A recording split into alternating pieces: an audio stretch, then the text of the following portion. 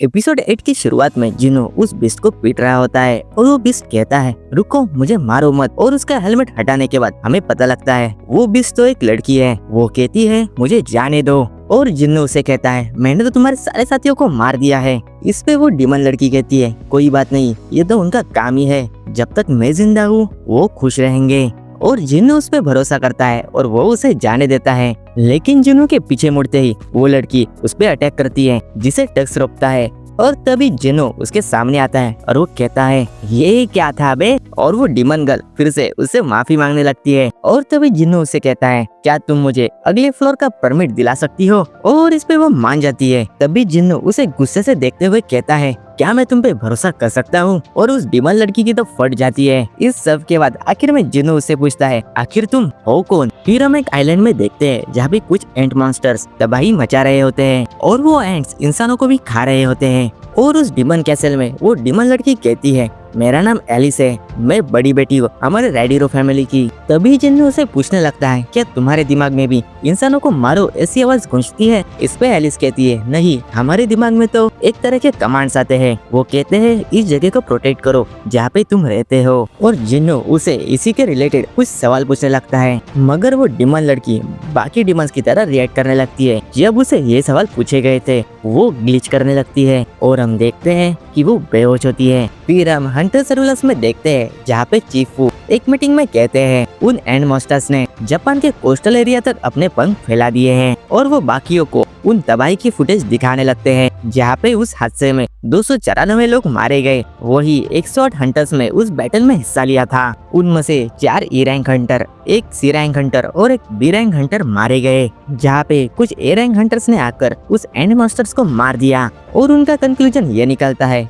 कि वो and monsters A rank hunters के बराबर है। और ये आइलैंड जहाँ पे ये हादसा हुआ वो जेजू आइलैंड से काफी दूर है, मतलब कि वो एंड मॉन्स्टर्स अपनी स्ट्रेंथ बढ़ा रहे हैं। और इन सारी चीजों को ध्यान में रखकर मिस्टर गो जेजू आइलैंड पर फिर से रेड करने जाने के लिए परमिशन दे देते हैं। फिर डिमन कैसल में जिन्नो और एलिस उनके महल में पहुंच जाते हैं, जहाँ पे एलिस कहती है हमें परमिट वहाँ मिलेगा। और वहाँ का किंग कहने लगता है ये तुम किसे लाए हो, तुम देख नहीं पा रही हो, एक पूरी आर्मी उसके शैडो में कैद है। जिसे देखकर जिन्नो इम्प्रेस होता है क्या तुम मेरी बेटी को बंदी बनाकर कैसल को हथियाना चाहते हो, तो ऐसा नहीं होगा, तुम यहाँ से बच के नहीं जाओगे। और वहाँ के सोल्जर्स जिन्नो पर हथियार तान देते हैं, और एलिस उसे समझाने लगती है कि ऐसा कुछ भी नहीं है। और जिन्नो उस किंग से कहता है मैंने एलिस को प्रॉमिस किया है कि अगर वो मुझे परमिट दे देगी तो मैं किसी को हार नहीं करूंगा। और वो किंग अपने ही मन में सोचता है मैंने सुना है इसने वाल्कन और मैथ्यूस को हराया है, तो इसके सामने हमारी दाल गलने नहीं वाली। और वो जिन्नो को परमिट देने का डिसाइड करता है। अब जिन्नो उस परमिट का इस्तेमाल करके आगे वाले फ्लोर में जा सकता है, लेकिन आगे वाले फ्लोर के परमिट पाने के लिए जिन्नो डिमांड करता है कि वो एलिस को अपने साथ लेके जाएगा। और इस पे वो किंग क्या ही कर सकता है, वो इस पर भी परमिशन दे देता है। फिर हम देखते हैं कि जिन्नो लड़ते लड़ते 19th फ्लोर में पहुंच गया है, और वही एलिस कुछ आइटम्स कलेक्ट कर रही होती है अपने साथ वापस ले जाने के लिए। और वहाँ पे जिन्नो कहता है ये तुम क्या कर रही हो, तुम ऐसा नहीं कर सकती।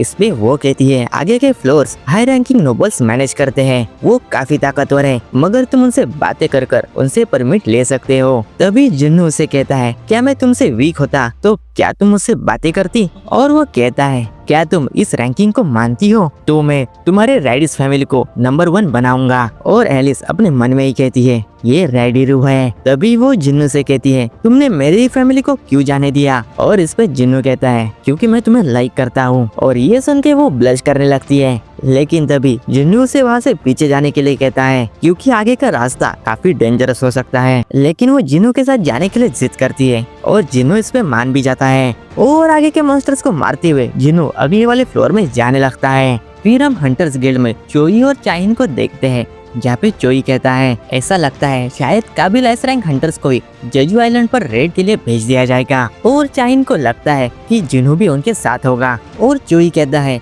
इस मिशन के लिए कौन जाएगा ये तो वो लोग ही डिसाइड करेंगे। और वो कहता है इस मिशन को हर हाल में हमें पूरा करना ही होगा। और इसी बैटल प्लान को डिस्कस करने के लिए जापान से एक नेशनल लेवल हंटर कोरिया आ रहा होता है। फिर हम जिन्हो को देखते हैं जो 100वें फ्लोर पे पहुंच गया होता है। वहाँ पे आते ही डिमन लॉर्ड परान उन पे अटैक कर देता है और जिसका ऑरा फील करते ही एलिस को पसीने छूट जाते हैं और जुनू भी सोचता है क्या मैं इसे हरा पाऊंगा। और फिर बरान अपनी आर्मी समन करता है और उसका सामना करने के लिए अपना जुनू भी अपनी आर्मी बुलाता है और हम देखते हैं कि उनमें एक खतरनाक वॉर शुरू होती है। और मुझे ऐसा लगता है कि इस मोमेंट को एक्सप्लेन करने से अच्छा एक्सपीरियंस करना है, तो मैं एनिमे के थोड़े थोड़े फुटेज तुम्हें दिखाते रहूंगा। लेकिन इस फाइट को देखकर एलिस का भी ईमान डगमगा जाता है। वो सोचती है आखिर मैं किसकी साइड लूं, क्योंकि बरान बहुत ज्यादा ताकतवर है और वो एक खतरनाक ब्लास्ट आसमान में छोड़ता है जिसके इम्पैक्ट से जिनू के कई सारे शैडो सोल्जर्स गायब होने लगते हैं और जिनू की माना भी ड्रेन होने लगती है। लेकिन अपने टेक्निक और शैडो सोल्जर्स का इस्तेमाल करते हुए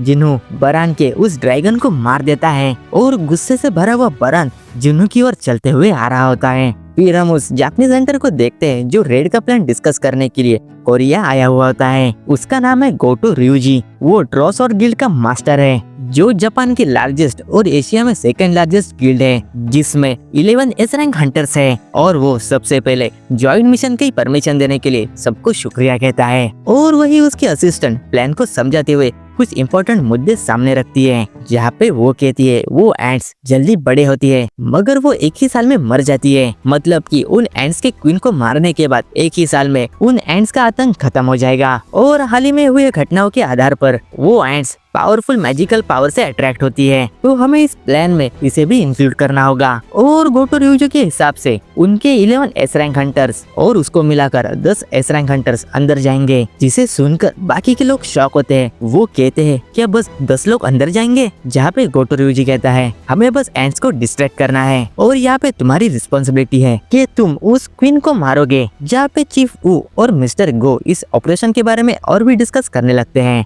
और दूसरी तरफ बरान और जिनू की फाइट एकदम पीक पे पहुंच गई होती है, जहाँ पे जोरदार बारिश शुरू होती है और उन दोनों में डैगर की ड्यूल शुरू होती है, जहाँ पे बरान जिनू पे भारी पड़ने लगता है और वही जिनू उसके अटैक को अपने हाथों से रोकता है। लेकिन बरान अपने मुंह से जिनू पर एक जोरदार अटैक करने वाला होता है और वही एलिस उसे डिस्ट्रैक्ट करने के लिए अपना डैगर उस पर फेंकती है, जिससे बरान डिस्ट्रैक्ट होता है और इसी चीज का फायदा उठाकर जिनू उस पर एक जोरदार अटैक करता है, जहाँ पे वो बरान के दोनों हाथ काटता है और उसका सर धड़ से अलग करता है। जहाँ पे इस फाइट के खत्म होने के बाद जिनू का मिशन पूरा होता है और एलिस भागते हुए जिनू की तरफ आती है, लेकिन जिनू उसे रोकता है और उससे कहता है जाओ अपने पापा को रिपोर्ट दो कि आज से तुम्हारे रेडिस फैमिली यहाँ की टॉप की फैमिली है। और वो खुश होते हुए कहती है ये रेडिस नहीं है, ये रेडिरू है। और इसी के साथ ये एपिसोड एंड होता है। तो दोस्तों ये एपिसोड तुम्हें अच्छा लगा हो तो इसे लाइक कर देना और सब्सक्राइब भी कर ही देना। पता है लेट हो, लेकिन क्या करें 31 मार्च नजदीक आ रहा है तो काम का प्रेशर काफी है, मगर तुम चैनल पे नए आए हो तो इसे सब्सक्राइब कर देना। और अब हम मिलेंगे नेक्स्ट वीडियो के साथ और तब तक के लिए